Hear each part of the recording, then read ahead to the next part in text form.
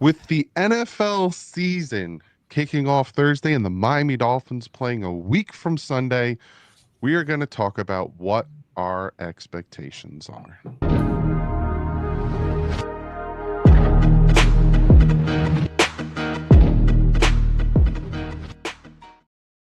What is up, Dolphin fans? Welcome to another Dolphin Collective here on this Friday. Before we jump into anything, real quick, we want to ask you guys in the chat, would you be okay if we went a little early?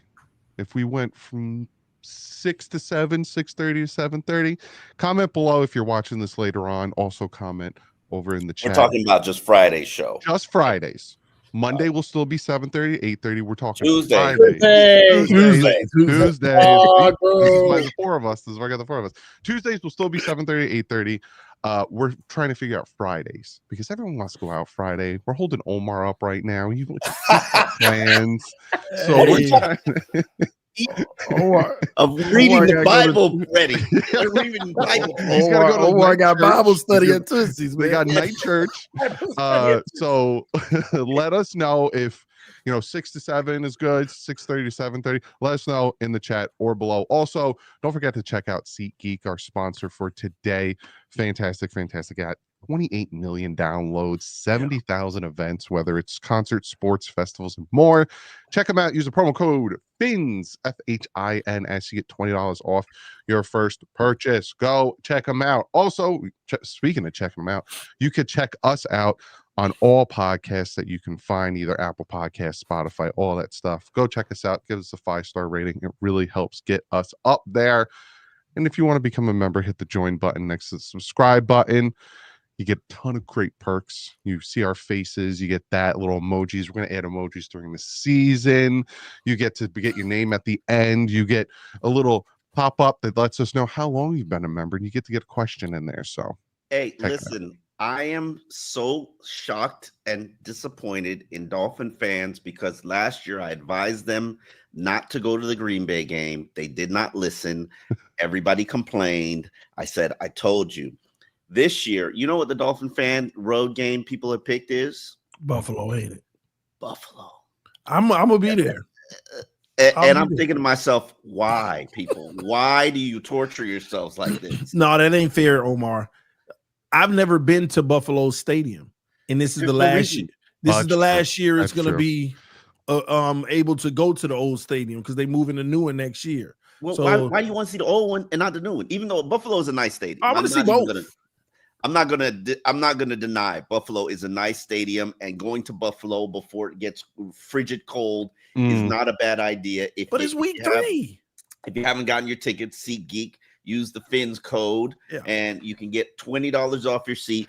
But man, this Buffalo trip, you people are gluttons for punishment. It's gonna be cold in week 3. No, we're gonna get our butts whooped. That's what he's talking about. Man, don't listen to Omar. Ladies and gentlemen, do not listen to Omar. We're gonna be a road trip. Take a road trip someplace you're gonna enjoy. Go to Carolina. I was about to say that Panthers game. I'm like, what? Why do y'all just make this hard on yourselves? We gotta be there for our team. Atlanta would be nice to go. Atlanta's nice. You got good food. Buffalo. You got, you're not gonna have an issue getting tickets. Madrid. What'd you say? Madrid. If you really want to go somewhere, that's expensive. That's really. I'm not even paying for it, and I can tell you it's expensive. But like I said at the intro, season's starting, man. We made it. We made it through the off season. We're here. Season's going to start. I want to talk about something first. I want to get it out of the way because it's something that we've been talking about all off season. It's something the fans been talking about all off season. And Chris Greer addressed it. And he's talking about the reset, right? So that kind of, goes in line with our expectations. Now, he said, and I quote, the reset was more about financial philosophy than it is about the season. He says, we're always going to try to win this season. From the beat writers, and then we'll get to TD, hearing him say reset when you guys were there, did that make you think like, oh boy, this season's going to be a wash? Or do you still have that mindset of, you don't win, this is it? I'm going to start with Omar. All I thought my whole time was finally you admit that this is a reset. It's not a rebuild, but it's a reset. It's a change in your philosophical and financial approach. And I wrote a column in the Miami Herald, like, the reality of life. And this is one thing that I've truly learned in all my wonderful years of life. You get what you pay for. If you want to be cheap and you want to go, buy the $5 sushi, you're going to get what you paid for. Wrong. I paid $1.10 for sushi in Japan, and that thing was delicious. I guess it depends where you pay for it, too. Yeah, well, I paid for the plane ticket was more than he was buying sushi at 7-Eleven and swears by it. But it's the same thing. You when you build your roster, we went out and we got Larry Borum and and Alexander Madison and Pharaoh Brown and no disrespect to a lot of those guys, because Alexander Madison was a lot better than I expected him to be. But you went dollar store shopping. You got James Daniels at a discount because he was injured, and that's how you built the back end of your roster. So does it surprise anybody that they made 6 additions last week? Like, when the waiver wire was out there and you were just picking up everybody's scraps. That's just what you got to do at this point in year when you have not put together a good roster. And you have not put together a good roster because you haven't put money behind it. Yes, players are getting expensive and you let players go for the last 3 years. But that's what happens when you start to build a roster poorly. Yeah, like you said, though, the evidence already was there, because the only decently expensive contract they gave out this offseason was to James Daniels, and it was 3 for $24. And then it was in sharp contrast to last year, where it was like, you get a new deal, big money, and it didn't work out, and it got him in a bad place, and they needed to do a different approach. And obviously Chris Greer is not going to say, well, we're expectations still to win, because they still have good frontline talent. It's just that the depth's not there, even though some media members, whose name shall remain nameless, whose name shall not be spoken. I'm not. Why are you feeling attacked, Omar?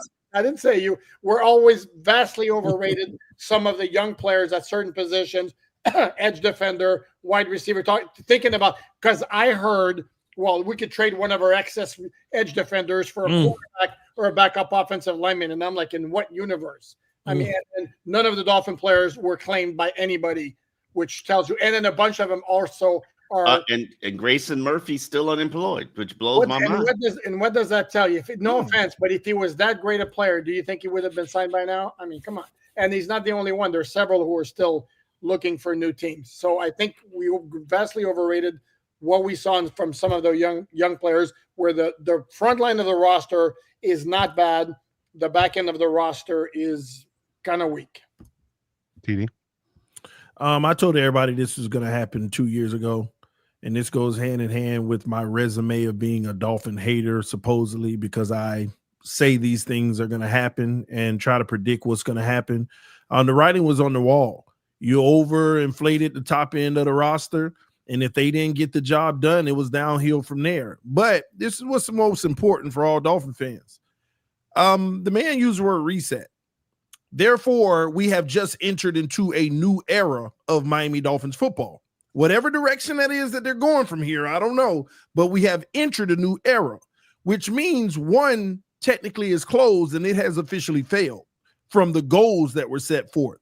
So now, and I'm glad you started with this, Doug, and prefaced that at the beginning, because it helps you set the expectation. And I think people, when we talk about expectation, we can no longer use the one that was set years ago that we've been waiting on, because we have officially reset. Not rebuilt, not retooled. We're resetting. He's making sure that's why all those contracts are the way they are. Yep. He wants to go ahead and get some of that negative out of the way, so that we can try to go at this thing again. I don't know what the approach to go at it again is, but that's where we are with this. So at the end of the day, I do want to bring this up, though. I'm starting to feel more and more like Chris Greer and Mike McDaniel are safe. Well, that's my next question. Well, you already answered yours. Real quick, Doug, Omar, can I interject real quick here? Yeah. Just I'm going to bring it up as a question. Was it a total fail, this whole rebuilding that started in 2019, considering, and I understand it's a low bar, but considering the Dolphins made the playoffs in back-to-back years, something that had not happened in 20 years? Fail. Yes. Fail. Now, I'll give you this, Alan. If we kept building through the draft and made the playoffs and did what we did, that would be fine. But the talent that we brought in via trades and free agency over the last 3 years, fail. Playoffs back-to-back year, which they hadn't done in 20 years. Here's my thing about it. And they didn't get to the ultimate destination, which is a failure, which it is what it is. That part, yes. But when you factor in that in 2022, they played in a playoff game without their starting quarterback. 2023, they played in a playoff game with 8 starters sidelined because of injury, no defensive ends. Half of the secondary is gone, and not an excuse, but just a reasoning. Not an excuse, just a reasoning. And then last year, 2024, which could technically be viewed as the final year of the all-in approach, the those draft picks approach, the Arctic Blast. It turned into 6.5 games without Tua. The 18th best offense in the NFL, total yards, 24th in points, and when it was with Tua, it was dead last. When it was without Tua, it was dead last. So in that 3-year process, they just were snake bitten, troubled by injuries, fell apart. Okay. Is it totally snake bitten when you're relying on guys who have a very long injury history and that's where the fail comes from. Mm-hmm. Because the reasons that you outline are all valid, but at the same token, you build a roster with that high probability of happening. A whole bunch of guys that have a high probability. This is why I always go into the season telling people there's possibilities and there's probabilities. You want to talk possibilities? We look great. I mean, we got a good chance every year. Mm-hmm. But probability, can this guy stay healthy? Can that guy stay healthy? Can he elevate his coach game? Can he take it's too many probabilities. I don't get it. Like some teams, every team has probability issues, but some have more than others. Miami going to the season with 20 questionable probabilities. The Ravens, Chiefs, they go in the season with 10. There is a difference. And that's the problem. Let me ask you a question. TD already answered this. Very simple, yes or no. I'll start it off. Dolphins don't make the playoffs. Chris Greer and Mike McDaniel safe. I say no. Omar? I say hell no. Alan? It's not a yes or no answer. The circumstances matter. It's not an automatic yes or no. I don't buy that. You win 9 games and lose 8 and miss the playoffs? Or here, Alan, should they be gone? Safe. How about that? Yeah, you should. Should they be gone if they don't make the playoffs, Alan? Go, Omar wanted to say something. I think it is, and here's the reason why I think it is. In all the years that I've known Steve Ross, his greatest fear, his boogeyman, is apathy. A fan base that doesn't care. And we are borderline on the fan base that doesn't care right now. Oh, yeah. And I think there's a level of regret for actually running it back because I don't think he expected the fan base to be at a point of apathy. And so you cannot run it. Okay, how do you get fans excited? Okay, go spend big, which Ross would probably not object to spending big, except for the fact that you're spending big with these same leaders, which means it's going to produce ultimately the same result. So no, you have to have a reset. And I also think on top of that, when you look at his disastrous history of hiring, and it has been disastrous for the Dolphins organization, I'm not going to restate it, but from Dennis Hickey to the you are restating it. You said you weren't going to. Yeah, okay. When you look at his history of hiring, what always stands in his way is I'm forcing you to accept this person. You have to, if you want the job, you have to work with this coach. If you want the job, you have to work with this GM. If you want the job, you have to work with this quarterback. I think he should have learned from that on the 5th time and done something differently. Just a guess. He should have, or he should coming up. He will. I think he will. And my problem, Doug, on this is I don't think he will, because when I hear you say I value the continuity, and in our mind, it was like, okay, he's giving them one more year. But then you come out and say we reset. That should have already been determined. So if we value continuity, we're resetting. Is Ross really holding them accountable for a reset year? Unless they win 5 or 6 games, that's different. But 9 wins, I'm at a point now I don't see him. But he also said and this is what drove me nuts about his little letter to us. He also said status quo isn't good enough, even though he's keeping the status quo, and the play on the field wasn't good enough. So it's like, if status quo isn't good enough, which has been the thing with the Dolphins for 20-something years, where we're just status quo, we're picking around, 10 to 17, 18. It's always just status quo. Maybe this is the time he gets his head out of his butt, but not if they're close. If it goes off the rails, absolutely. But if it's like, for example, they go 9-8 and they lose a game and then miss the playoffs because of an egregiously bad call that for some reason wasn't overturned by a replay or whatever. I know Omar's giving me the. I got some loaded in the paper as well. It's like I'm waiting for you. I'll grant you that, Omar. It's out there, but to me, I don't think we can go ahead and say definitively, without question, no playoffs are gone. Because if you go 9-8 with a lesser roster, Ross could also say, hey, you've dumbed it down, and so the base that you have right now is a good starting point. I mean, that's how he may look at it, and let's build on this. And oh my gosh, I mean, all of this is just like bothering me right now, because it's the reality. Didn't we kind of see that with Philman though? Like, didn't Philman get fired after they kind of went on a little tear and then they fell apart? That was out of 4. Because my point to yours, Alan, is if say they have like last year's season where they started 2-6 and then they went on a 6-2 tear, I don't think they survive a 2-6. It depends how the 2-6 is reached, though. That's the thing. With Phil, there is similarities with Philbin, is because at a time when a lot of people thought Philbin should be fired or was going to get fired, Stephen Ross tells us, hey, Merry Christmas. You guys don't have to worry about a coaching search. He's coming back when we kind of all knew, this is not going to work out well. Yeah. 4 games, the next season he's gone. I don't think it's the same with Mike, because Mike's a better coach, but it's the same situation where a lot of fans wanted McDaniel gone after last year. And he's coming back in, quote unquote, hot seat or not. I mean, but fans always want the players gone, always want the coaches gone. I think the biggest thing that I've noticed with the difference, and I love that comparison that you make about Philbin, because we've been part of so many fired coaches that we can smell it when it's coming. Yep.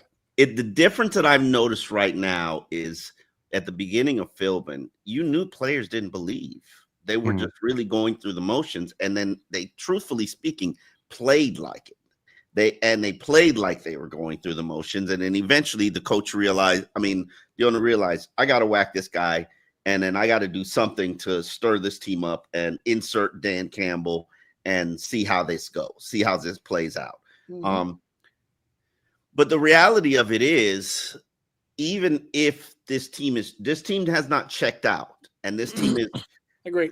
This team has turned up the volume on a lot of things, including their intensity, including things to challenge them to be mentally tougher, including leaders that have to step up. They have accepted a lot of challenges that Mike has put down. And what I will say is, I always like how Mike evolves every season. What I will say is, we don't know how they handle adversity when they get punched in the mouth. And they will be punched in the mouth again. Week 3. I don't know until week 3. And we absolutely know when this team gets punched in the mouth, they go running to mommy and daddy. And we don't know if they will do that this time. It might be before week 3. It might be week 2. How will they handle it? I don't think the Patriots are ready to be punching yet. I think they're still learning. Man, I ain't never seen a favorable team not punch. Yeah, but not week 2 into a new team. I think people people underestimate how long it takes people to learn a new offense, a new defense. And they generally don't get clicking until probably about mid-season. Yeah, you and I. It's funny because this came up on social media today that you and I agree on certain things, disagree on other things. That's one thing I'm totally not on board with you on that. I'm sorry. Depend on the personnel. It depends on your personnel. And Vrabel is going to establish a physicality and a mindset on that team from the get-go, which is what Dan Campbell did in Detroit from the start. Even though Dan Campbell didn't have success at the start. Campbell didn't have the talent. And New England has some talent on certain areas. Their defense has the potential. Their defense is really good. All I'm saying is look at Travis Winfield's interview with Anthony Weaver. Mm-hmm. That just came out on Dolphins. Give him a shout out. Good interview. All you hear about is, we didn't figure out the defense until we didn't get comfortable in the defense until midseason. And then we're expecting now to turn up the volume on it. And yes, and we're talking about a top 5 defense last year. Mm-hmm. They were 10th in the NFL in yards allowed. It's not top 5. Let's get our facts straight. The 5th in points in points allowed. Yards, okay, 5th in yards. It depends on how you factor it in.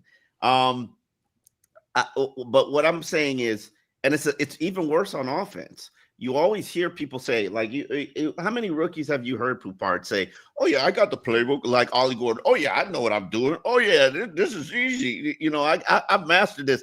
And then you hear in year 2, "Man, I didn't know what I was doing. I had no idea of what was going on. I really didn't know the playbook." It's always the same thing, and when you install a new offense, that's how it is. They eventually find their footing in week number 6, 7, 8, and then they start to become who they are. I say this all the time about the 2011 team, Dolphins team. That was actually a good team, and it was actually a good offense. What handcuffed that team is they began with a new offense, Brian Daboll's offense. And remember, that was the lockout year where they didn't have any time to work and install anything. So they had no offseason either. There's a different. And by the way, my apologies. I owe you an apology, Omar. They were 4th in total yards allowed on defense last year. So bad Allen. So yeah, Allen, yeah. But my point about that team, when I tell you the talent that was on that team, you'll be like, "Where? Really?" Reggie Bush, Charles Clay, Brandon Marshall, Brian Hartline. Like, that team started humming with Matt Moore. Chad Henne. No. And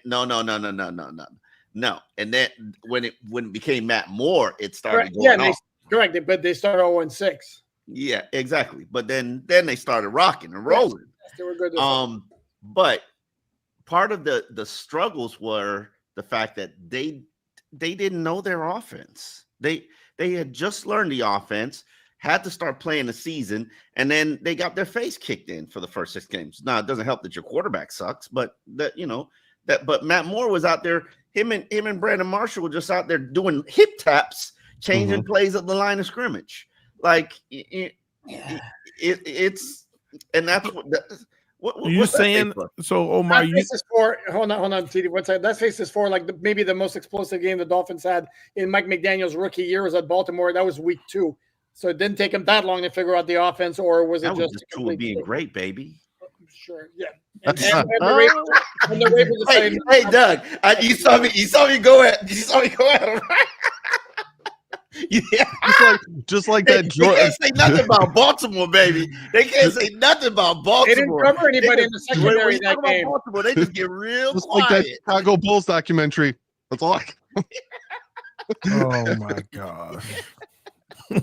Anyway, before we get to these donations, we got 716 people in here. Be sure to hit that like button. I'm pretty sure Tuesday next week we'll go more in depth with the season and kind of look at what we're expecting here and there.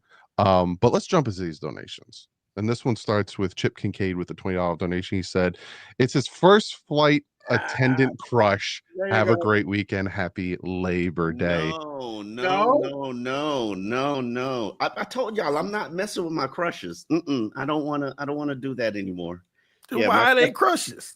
Because they're going to remain crushes. I'm just going to like them from afar. I'm not going to date them because anytime I date, the illusion is now ruined. Yes, exactly. Thank you, Poupard. You get me. I do like, get you.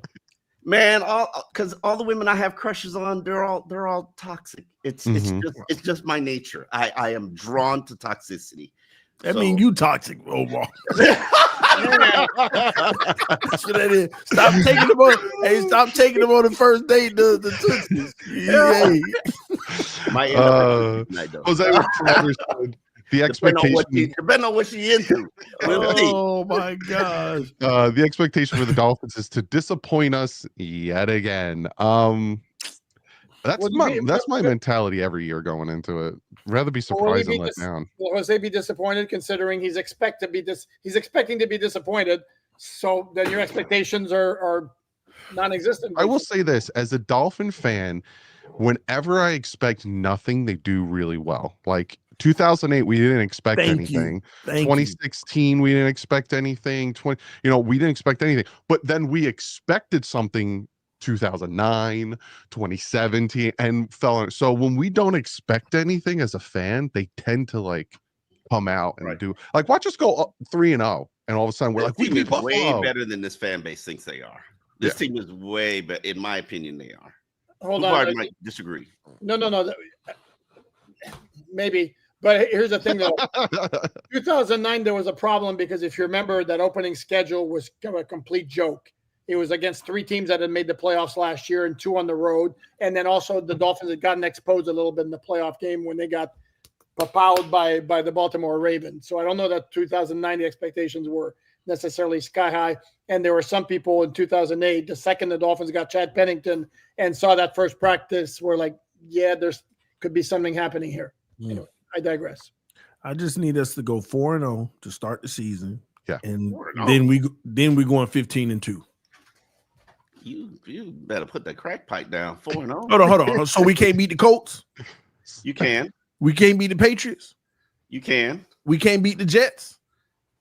Is it Jets? You skipped the game. Jets week 4. I skipped one for a reason. Because I don't need to ask you about Buffalo. We getting the win this year. Oh, okay. We going on the y'all need to realize Buffalo is not as special as y'all think. You said that last year. You keep saying that. You keep saying that. Because y'all, this is what y'all forget about last year. That double. See, I already brought this up earlier this week. That double agent Poyer with the pass interference. Well, now we got Rasul Douglas. So man, he need to be on practice squad that week. I don't trust it. But I'm telling you, we're gonna beat Buffalo in Buffalo, starting the season out early. And when we go 4-0, that's when y'all gonna realize we're going 15-2. All right. If we go 4-0, if we don't go 4-0, it's over. Grandma had one, should be grandpa. All right, y'all gonna see. I don't see 4-0. I don't see 4-0. But Jeffrey Towers said DDWY head coach after 2-6 went 6-2, kept the team together. Why hate? That's what he's asking. Why hate, Doug? Why are you hating? Why hate coach? Yes.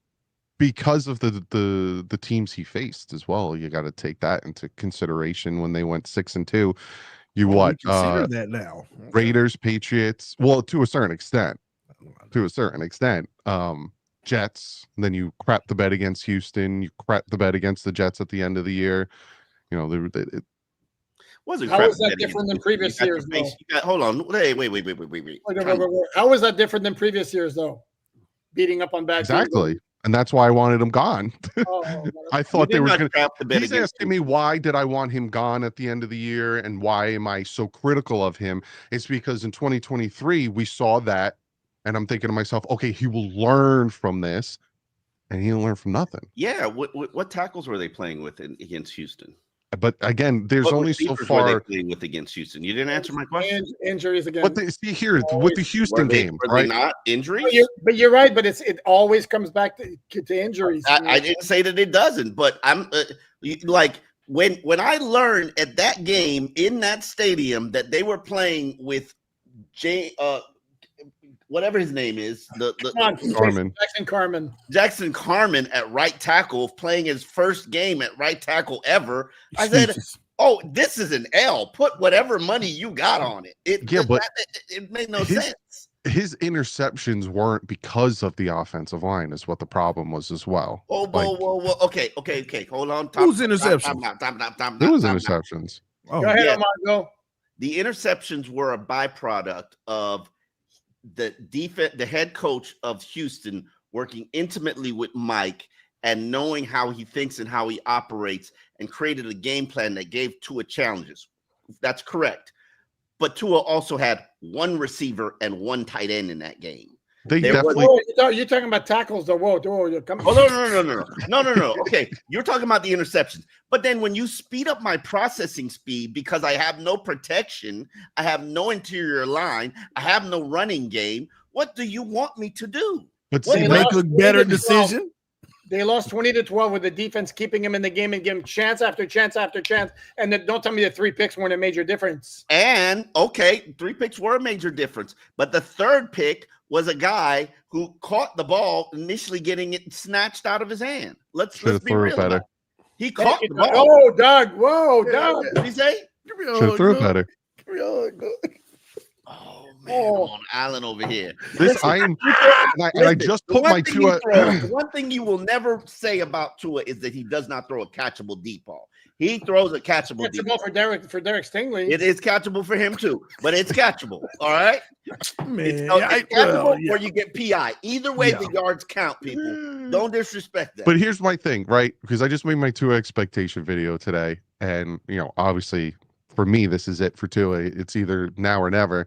But he has games where he craps the bed, right?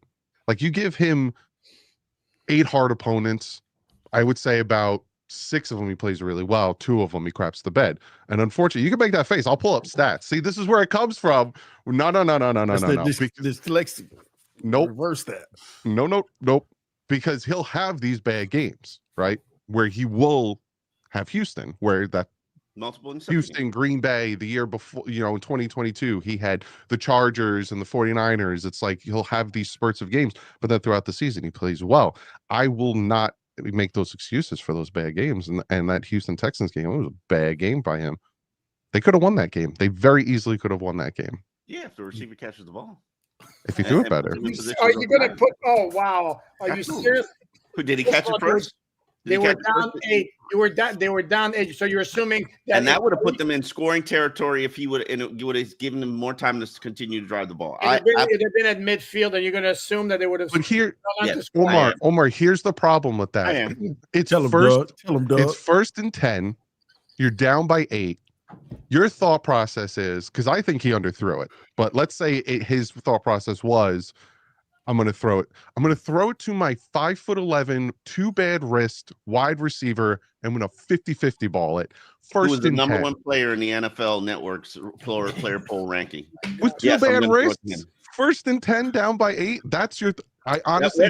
When do you want me to throw it? You want me to throw it deep on 3rd and 10? See, but here's the thing: if he threw the ball correctly, like he probably wanted to, it's caught and touchdown. See, because if I'm throwing it 10, and I know this offense. I'm throwing it deep on 1st down because I'm going to use the next 3 downs to get myself a 1st down. Yeah, but he underthrew it. Is my point. He did not underthrew it. He threw a catchable ball that the receiver caught and then got snatched from him. Okay, tonight we have Omar to our agents. No. That's truly how I believe it. Did he catch the ball first? You could pull. It hit his hands first. Absolutely. No. It was in his hands first, and he got it snatched out. It still was a bit underthrown. It doesn't change the first 2 interceptions, and it also that's a big stretch to say, well, that's completed, and the Dolphins go down to score a touchdown. They get a 2-point conversion. They get a 3 and out on defense, and then Tua leads them to a field goal drive, and they win 23-20. No. You get a 2-point conversion. It's a tie. Okay, you're right. And then I know. Then they get a 3 and out. They get the ball back. No. Yeah. Okay, I got you. The Houston game, it was all possible. The Houston Texans game was not on Tua. He did not play bad. I think y'all are over exaggerating that situation. No, that was one of his worst games. That was no. Mike got out coached. No question about it. At the end of the day, that game was because everybody was hurt. The offensive lineman had 3 extra penalties than normal. Mike McDaniel didn't eat eggs that morning. Those places, is that what's happening right now? Whatever other reason we can make up, all right? Whatever reasons we can make see up. what he's doing now. Rocco with the fiver said, didn't think hey, he should have been that game. Didn't think Eli did bad, not great, but when he held it down, Perk would agree. If Douglas could match Eli's production, then we should be okay at cornerback spot. Douglas. Who is Douglas? Rasul Douglas. If Rasul Douglas plays like Eli Apple, they should fire everybody. Some respect on Eli Apple name. Yeah. By the way, Eli Apple is now on the San Francisco 49ers practice squad. Okay. That guy he's gonna make it like 12 years in the league. Hey, that's success. Omar. So Robbie Chosen. That's success. Robbie's on the 49ers? There you go. Damn. I saw that. It was like, why is everybody's circumstance the worst with us? No, Robbie, let it go. I'm not even gonna. Garp Gump with the tenor says 2025 Fins equals 1990 Fins. Record 12-4, division place second AFC East. Playoff one wild card playoff versus the Chiefs. 17-6 lost divisional playoff at Bills. 34-44. Anybody spot the error in that? No, he's accurate. That whole thing is accurate. Come on, Alan, you better than this. Well, it's not the same thing because in 2025 there'll be 17 games, but all the stats from 1990 are accurate, including 44-34, and including, I'm going to bring back a bad memory for Dolphin fans who saw that game in 1990. Mike Reichenbach dropped interception that could have turned the game around when the Dolphin defense could not stop the K gun, and Mike Reichenbach had an interception in his hands. He bobbled it, chance to turn the game around. And then Buffalo just went back to keep scoring the way they did. Don't know what you're talking about. I don't even know. I know. This is why I got the white hair here, and I can provide some information on those. Well, I don't think I can name 2 players on that 1990 team. I think I was in 8th grade. Dan Marino. Yeah, Dan Marino was a quarterback. Wello with the fiver says, Doug, bigger question. If Tua stays healthy all season and we only win 8 or 9 games, is Tua still on the team? I think that would be up to the new head coach. Absolutely. Tua got this year and next year. For sure, at least. I think. Yes. Me personally, I agree with you. I think if they do that and they don't make the playoffs and the GM and the head coach are gone and they bring in a new GM and new head coach, it's up to them. I leave it up to them. Tannehill got 7, Tua get 7. But did Tannehill deserve 7? That's the biggest question. It was no. There you go. He deserved a 6. Yeah, but he ended up getting a 7. So, the great with the fiver says, Cowboys. Is it smart team building to pay Dak $60 million, CD $30 million, and then Micah $48 million, or do what Jerry did, 130 to 3 players? Thoughts? One, I hate when people bring up those numbers because those are all fake numbers. Mm-hmm. You can't look at yearly. Oh my! It took you that long to come out with your line of those are fake numbers. They are fake numbers. Dak is not making $40 million a year. D is not making $30 million a year. I believe he's making 22. And Michael, when we get the confirmation of what the real deal is, Michael will probably be making 35-ish. But anyway, let's 136 guaranteed, supposedly. Yeah. How much guaranteed? 136. 136 over probably 3 years. Yeah. What was it, 4 years? It's a 4-year contract, but we know it's the 3-year. It'll be 34 guaranteed. Anyway, I don't care. Listen, people. Yes, you do, because you keep bringing it up every single time. No, because I hate that we despise, and I despise this, that we as media members you hate it or despise it. Put out just parrot out fake numbers all the time. Fake numbers, fake. And we can't do any better because we're too lazy. But that's fine. Am I lying? I can pull up right now what Dak Prescott makes. It's not $60 million a year. Omar, I love how Omar, even with the real numbers, even with the real I numbers, though, it still impacts. Though they're more than anybody. If you look at every NFL team's financial books, and this is something that I do on a regular basis annually in the summer, May and June. Every NFL team is paying 8 players, if not less, and then they've got millionaire. They've got 30-something players under the roster that's making less than $6 million. And if not 20-something players making $1 million and 0.4. Like the Dolphins roster, it's laughable. Most people think the Dolphins roster is full of thousandaires. They're not millionaires. They're thousandaires. There are probably 30 players that are making less than $1.4 million a year this year. That's just the reality of the economics of the NFL when they changed the contracts and the language and the money and hoped that it would benefit the middle class. And all it did was bring up the bottom floor and make the rich people even more richer. It didn't bring up the minimum. It didn't bring up the middle class, and it should have brought up the middle class. But the middle class salary is still around $6 million a year. A starter in the NFL makes $6 million a year, and it hasn't changed for the last 10 years. Now you got the big money guys. The difference is instead of making $18 million a year, they're making $30 million a year now. It's crazy.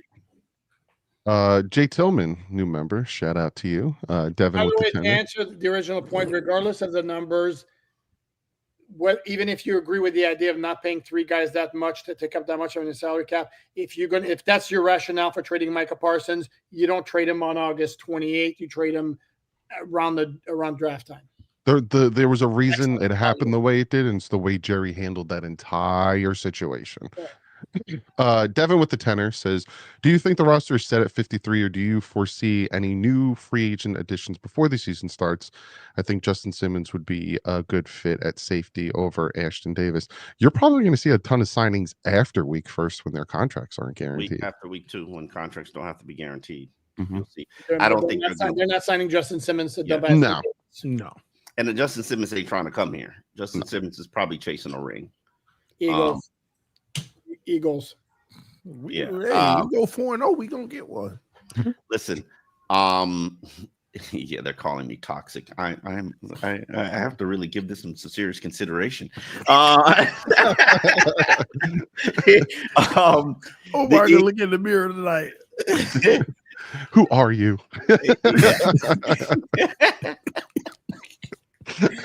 Oh, okay. I don't think they're done tinkering with the roster. I'm like thinking about I'm going on a date where you're thinking about it. I can see it in your brain, like thinking like, man, am I the problem? Is it me? That's so bad. Ross Leg with the $5 says, how about a positive?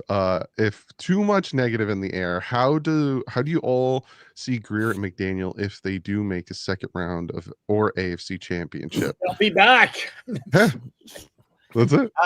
They got to win, man. Just win. The pivot is investing in young draft players and playing them. Yep. It's a lot easier to do that on defense because you don't have to learn the ridiculously complicated playbook. But we're also going to have an offensive player in Ollie Gordon get out there and play and contribute. And the one thing you hear all the time now, unfortunately, is he needs to get a better grasp of the playbook. And at some point, Mike has to realize, hey, I might need to simplify and dumb this thing down. Void's entry with the $5 says, hey, Alan, have you been told you look like a slightly older Pedro Pascal with your hat off? Also, you call me old. Also love the show, best Fin podcast out there. Let and TD's to go. Yeah, I haven't been told that. It might have been by my wife, actually. I have to double check with her after this. As long as she likes it, it's all good. Who is Pedro Pascal? You don't know who Pedro Pascal is? Oh, you do look like Pedro Pascal. I don't know. His older brother. You tell him, babe. My wife in the background says, "I love it." It's not an episode of the Dolphin Collective if we don't hear from Leno TV. True. You do look like oh my God, here we TD go. with a tenor. He says, TD. Hey, I'm gonna figure out a way to block Leno. I reached out to YouTube executive. They said, I'm paying customer. You have my questions. But I just asked the studious, brilliant, best spins reporter of our generation. Oh my So obviously this is addressed to me, so I'll go ahead. Thank you, What Alec. would Go ahead, Dolphins' Alec. record be? Obviously, since Leno's got this going on, Leno clearly doesn't think you're toxic, Omar. So there you go. Go ahead, Omar. It's all yours. I'm at 8 and 9 right now. I've said from the very beginning that you guys know what I'm on. You more than anybody know what I'm uncomfortable with. Mm-hmm. I like the moves that were made at the end of this week. I like all the additions. They make sense to me. I'm so thankful that Kendall Lamb is here. I can't promise you that he's going to be an elite player, but if something happens to Patrick Paul, you got an insurance policy. The biggest question: is the season over now if Patrick Paul gets hurt? Now that Kendall No, Lamb? it's not. No, it's not. No, it's not. Yeah. But what I will say is I've said from the beginning, and I stand by this, the Dolphin season will be determined by how good the run game is. Yeah. And we haven't seen that offensive line work yet to collectively. So I can't right now tell you that they're going to be good. And I can't tell you, and I'm absolutely positive that they're not going to be healthy. And the way I saw Liam limp around trying to hide from me let me know that, hey, he ain't coming back anytime soon. Mm-hmm. So I'm like Liam's limp was not like, oh, I just had a scope. Nah, that thing was like, oh, I had corrective surgery. Mm. So depth wise, let's hope they have a healthy season. If they have a Buffalo Bills, everybody's healthy for 17-game season. Okay, you got a chance to win 10, 11 games. If you start getting watered down and Jake and what's his name? Driscoll. Daniel Brunskill. Mm-hmm. Driscoll was last year. Yeah. If Daniel Brunskill has to start, you're going to be in trouble. You're going to be in trouble. Well, here you got another one from Rick with the tenor. He says, Omar, what 3 moves do we make to be a playoff team? I think it's a little late on that, but what 3 moves? Let me think about that. What 3 moves? Brent Grimes. Stop it. Xavier Howard. Stop it. Listen. Tom Brady. I will say this. Chad Johnson. Brent's still a freakish athlete.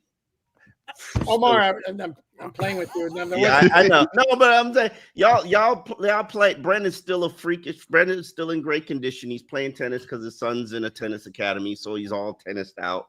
But trust me, Brent Grimes probably right now could probably be better than 2/3 of the cornerbacks on your team, just because hasn't played in 4 years. Come on, he's an athletic freak of nature. Yeah, no argument. Okay, I'm gonna get them putting up a video of him jumping out of a pool without. He's not the only one. I do want to see that. I've done that. Huh? I've seen videos of offensive linemen do that. It's not. You have not seen a video. But I have. I think it may have been Tristan Wirfs actually. I think. Yeah, no, there was a big boy that did that. Yeah. Jump out of. Oh man, jump out of. Yeah, it was like a 4. It was the water was like up to his waist, so it was like a 4 foot deep like end of the pool, right out onto the thing. It's ridiculous. Wow. It is. I can't do that. My knees would blow out when I tried to do that. I can do it with some AI. I don't know what they. I'm good with where they are, except for from a depth standpoint. I think the biggest mystery to me is Darren Waller. And I wrote a column about that in the Herald. Like this is like so weird. Like weird. It's weird. I've never and I did the numbers today, and the fact that. Did you know 25% of their passes went to tight ends last year? Like Johnny was the second leading receiver on the team. I know, but for 25% of your passes to go to tight ends, that's a huge chunk. And Tua doesn't want to turn down that volume. He probably wants to keep it consistent, maybe turn it down to 20% of the passes. If the deep ball is still working, they want to throw less checkdowns. But like, we don't have a clue how good Darren Waller is. We have not seen him run a route, not one. Mm-hmm. Like, Will he ever? Right, no, he will. He will. They're gonna take the bubble wrap off him on Wednesday. We think it, but it's the whole thing's been insanely weird. We got 10 minutes and we got a lot of donations to get through. So let's blast through these. Glenn with the tour says, we bringing in Peppers? No, right.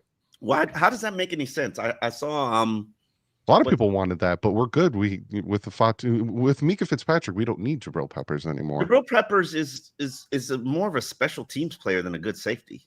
More, but he's let me go boot with the tenor says. When has Jabril Peppers ever been good in the NFL? I haven't really followed him, if I'm being honest with you. Why hasn't Coach evolved running the same plays the league has caught up to? I disagree with that. I would argue to you that the league has caught up to it because they had no running game. When they had a run game, they were the number one offense in the NFL, and teams had to pick your poison. He's evolved. It just hasn't worked out the way we want. We switched the game whenever we can't run the ball to bubble screens and extension of the run, that type of stuff. So it's just, I mean, he's evolved, but not in the right way or in the right direction that we wanted. Oh, we can't run the ball, so or the execution hasn't been. Last year, he had to dumb it down a lot. Yeah. Sanch with the tenor says, I paused Alien Earth to watch you guys. I love the different personalities. Very entertaining. I have been trying to watch Alien Earth. What is this Alien Earth? It is a series that's on Hulu, but it's also on TV. I think it's on FX. And it's Alien. It takes place after Alien 1, before Aliens, if I'm remembering correctly. And I've been trying to watch it, but every time I go on it's to watch about aliens coming to the Earth? No, I don't know. I haven't watched it yet, but it's something like that. It involves aliens and the xenomorphs and all that stuff. I've been wanting to watch it, but it keeps freezing every time I watch it. Peeing me off. I'm going to tell you something. Maybe the aliens are controlling the feed. Yeah, I honestly think I tried to play it too, and it froze. I'm not even fun with you. Like Jeffrey Towers, Fiverr says, "Bro, Snoop and Jets third string quarterbacks. Coach did his best in that stretch."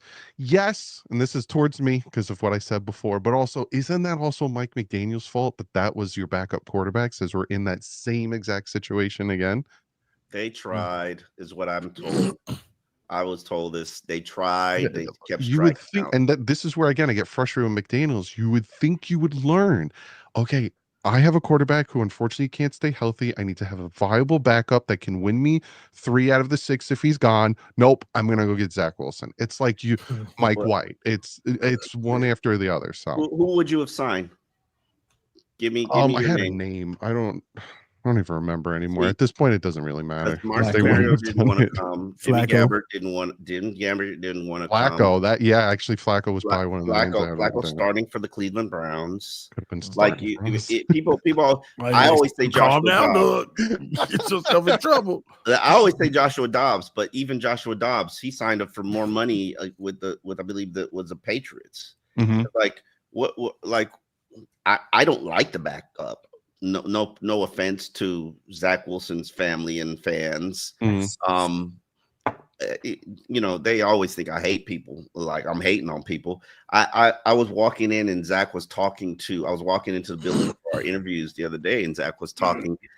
I don't even know who he was talking to, but he was just like being honest and transparent about how he's doing and what he's struggling with. And I'm watching him after practice. He's working on throwing on the move. He knows what his issues are, and he's working to fix them. The question is, can he fix them? And by the time they need him, will they be fixed? I don't know. I don't know that. Skyler fixed. Is he though? Made the 53 in Pittsburgh. Did he? Did he, Omar? Yes, he did. Oh, we missed out on the legend. Yeah, man. Everybody had disrespected Skyler. Skyler had making 53-man rosters. He did the same exact thing in Miami. Doug, he made the 53. He's worthy. He made the 53 in Miami. Yeah, by default, they draft. They had to give him an opportunity. Just because of that, TD, we got another donation from $5. Also, TD, put your money up on the Bills game and what other fins too. I'll take all your money. I already told you, Lino, $5 on a charity of your choice. So the Buffalo Bills non-Super Bowl fund, I don't mind donating to. Bill Jones with the 20 says, I respect Poop, but his reaction for Wilson over yours is weak. Yes, Wilson has seen NFL defenses, but apparently he's not good about using that knowledge, or else he wouldn't be on his third team in 4 years. Just saying. I kind of agree with that one. Be careful with what you wish for. If it's yours playing an NFL regular season game for the first time, and his head is going like, and Zach Wilson's head isn't going to go like that. There's rookies that head go like that. There's first rounders. You think teams are going to change how they play Zach Wilson based on what they already know about Zach Wilson? They're going to blitz the crap out of him, expecting him not to be able to pick it up. And he's got a body of knowledge of knowing what's expecting, what it's going to look like. Quinn Ewers has no clue what an NFL regular season defense looks like. Jose with the $5 says, no passes for injured players. We consistently get injured players. That's on Greer and coach, so they got to go. Yeah. I don't disagree. Kind of used as an excuse last year too, with the whole we wanted to see what Keon Smith could do. He got injured and yada yada. No more excuses, man. Yeah, some point you can't use that no more. Aaron with the $5 said, is there a scenario Tua plays every game and misses the playoffs, let's say 9-8, and still's the quarterback in 2026? Absolutely. Yeah, like in all honesty, if he has like what Joe Burrow did last year, 100%. We can go 2-15 and he still may be the quarterback next year. No, I don't think so.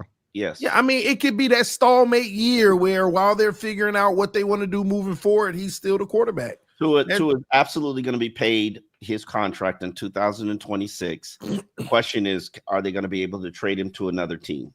And I don't know if that's possible. I don't know if we don't know what's going to happen. Contract is guaranteed, so yes, he's getting his money in 2026. Yeah, he's going to ball out this year, and none of this is relevant. There you go. I hope so, man. I really do. The Rovan Dread, new member, shout out to you. Figueroa, $2. He said, Homer on skates, he underthrew the Tyreek pass. CCJJSS with the $5 says, I don't care about this season. I expect us to suck.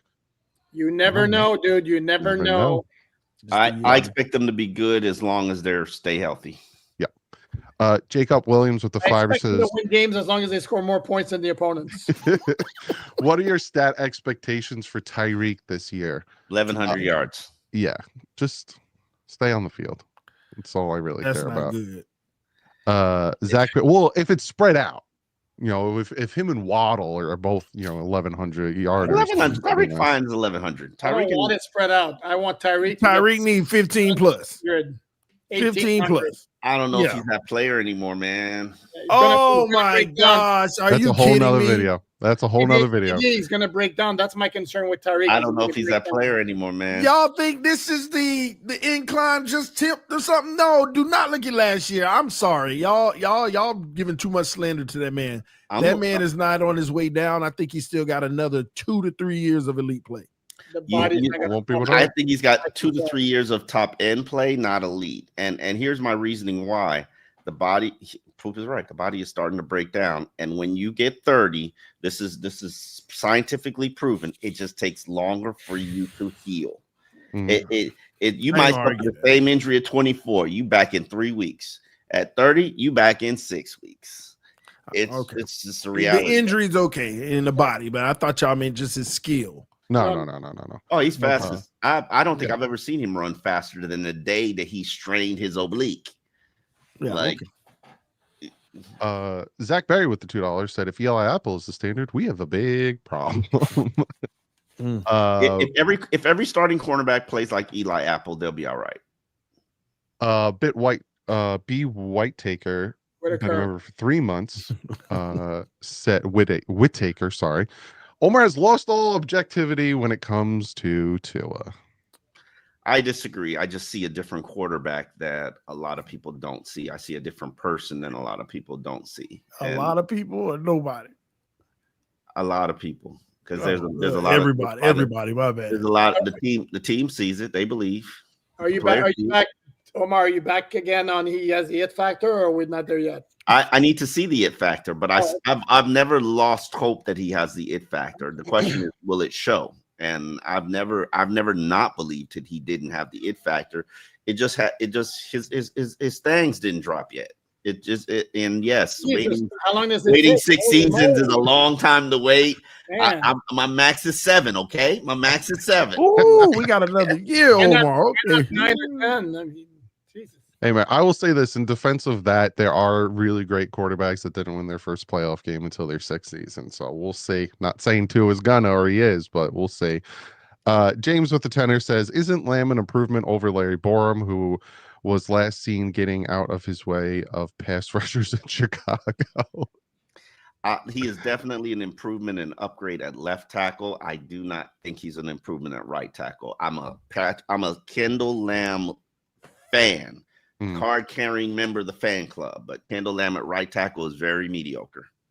And I didn't see any of his snaps, but everybody who's seen him play this preseason said it was not good with the Eagles. Aaron with the fiver says TD he looks was also like playing right tackle intentionally to try to get better at right tackle, which I've always said when you watch practice, there's a clear difference between Kendall Lamb at left tackle and Kendall Lamb at right tackle. Daw with the fiver said, "Do you guys think our future would have mapped out differently if we drafted Breeze?" No. Yes. No. There you go. Who's going to coach Breeze? Sean Payton was a key reason for his success. That was 2001. Yeah, but you think Sean Payton made Drew Brees? I do. Okay. He was very average in San Diego, which is why they moved on to Phillip Rivers. D-Bro with the He had a couple of good years though, but let's be real about this. And I hate to say this now at 101 because everybody wants to go have their weekend. Let's be real about this. There's something dysfunctional about this franchise. Mm-hmm. And from the defensive line pass rushing coach all I said, I walked into the building Thursday and I said, this is my final weekend. Just hope nobody gets arrested. See that? I literally those are my words I said this out loud walking into the practice facility. I'm like, this is my final weekend of freedom. I just hope nobody gets arrested. What happens? We didn't get to the weekend. Outside linebacking coach gets arrested. D-Bro with a big $50 donation. He says, I love what you guys are doing. Doug, Allen, Omar are my guys, and I'm starting to like TD too. Look at you. We need to play season, a solid O-line and a decent defense play to have a chance. Look at TD turning people over. D-Bro, man. Look at that. Let's end it with a bang. Try hard with a fiver. Start 7-0, then ultimately collapse, lose every game afterwards. That was what, 94? What year was that where we went like 9-2 and missed the playoffs? That was 93. That was 93. I think this person talking about this year though. No, I know, but I'm saying quick history lesson. It was 93. The last game they won was the Thanksgiving Day game at Dallas, the Leon Lett game with Steve DeBerg at quarterback. The Cowboys didn't lose a game after that, went on to win their second straight Super Bowl. The Dolphins didn't win another game. They were 9-2, best record in the NFL after that day. Any plans to reach the Madrid game? Not for me. I think one of you two beat writers are going to be there, right? Yeah, I'll be there. I haven't booked my stuff yet, which makes me feel bad. Greg with the fiber says, I understand everyone's concerned with the cornerback room being that they are mostly unproven. At the same time, everyone in the league has had to prove it. Is very true. It would be nice if you had a guy in there that actually knew what they were doing, and they finally added one in Rasul Douglas. Yep. Bob with the fiver says, does this O-line produce a 1K rusher this year? If so, which running back is more likely to act this? Also, does this secondary produce 10+ interceptions? No. And I'll give you a name. Your 1,000-yard rusher, if there is to be one in 2025, is Ollie Gordon. Yep. I was going to say that. I don't trust they chain injuries. No. Correct. And he'll be more of a like an all-purpose. I see him as like a CJ Spiller type, more or all-purpose yards guy than Achan. Oh yeah, I agree. You're dying to say something. I ain't gonna lie. Ollie Gordon might be our future. We'll see. But we're gonna get out of here. See how y'all do that? You see how y'all always go with the rookie? It's like a Dolphin fan illness. Hey man, who's scared? I'm a Dolphin journalist, and that's my objective opinion. If a Dolphin player is to rush for 1,000 yards in 2025, the most likely to do it is Ollie Gordon. Wow. We're gonna get out of here. Omar's got a big night on the town. And by the way, hold on, one last thing. Omar, he's the one that's always saying play the rookie because you got to see what you have. And now I make a push for a rookie, and Omar's shooting it down. No. I think you're toxic, dude. We're getting out of here. Go check out Omar Kelly on Miami Herald. Go check out Alan Poupart, Miami Dolphins on SI. You can find TD Fins Talk on youtube.com/TD Fins Talk. Myself on youtube.com/DougLeeDurong. We will be back Tuesday, 7:30. And then we will be back Friday, 6 o'clock. We'll see. But Friday is a big one. So we need to know because we are previewing the first game of the season. So let us know, either comment below in the chat. 6:30 work for you guys? I saw a lot of people saying yes. So we might be early on Friday, going to preview our first regular season game. And I think maybe Tuesday we'll talk about prediction. I don't know, man. We're getting out of here. We'll see you. We'll see you in the next one. We'll see you Tuesday, 7:30. Peace.